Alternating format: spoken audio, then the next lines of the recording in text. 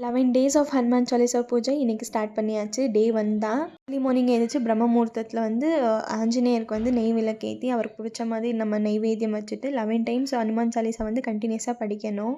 இதே மாதிரி பிரம்ம முகூர்த்தத்தில் எழுந்திரிச்சு டெய்லியுமே 11 டேஸ் கண்டினியூஸாக நம்ம வந்து இதை டியூஸ்டே அன்னைக்கு ஸ்டார்ட் பண்ணோம்னா நம்மளுக்கு அது ஃப்ரைடே வந்து முடியும். 11th டே வந்து ஃப்ரைடேவாக இருக்கும். ஸோ அந்த கண்டினியூஸ் 11 டேஸுமே பண்ணணும். ரொம்ப ஸ்ட்ரிக்டாக இருக்கணும். ஆக்சுவலி நான்வெஜ் எல்லாம் சாப்பிடக்கூடாது. சாமி கும்பிட்ட உடனே போய் தூங்கவும் கூடாது.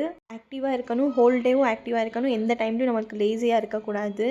வேறவங்களுக்கு நம்ம கெட்டது பண்ணணும், வேறவங்கள வந்து கெட்ட வார்த்தையில் திட்டுறதாகட்டும், இந்த மாதிரி எதுவுமே பண்ணாமல் ஃபுல் ஸ்ட்ரிக்டாக வந்து நம்ம ஃபாலோ பண்ணோம்னா நம்மளுக்கு வந்து என்ன நினச்சி வேண்டுறோமோ அது வந்து நம்மளுக்கு 11 டேஸ்லேயே நடந்துடும். சொல்ல முடியாது, 2 டேஸில் கூட வரலாம், 3 டேஸில் கூட வரலாம். பட் 11th டேக்குள்ளே கண்டிப்பாக நடக்கும்.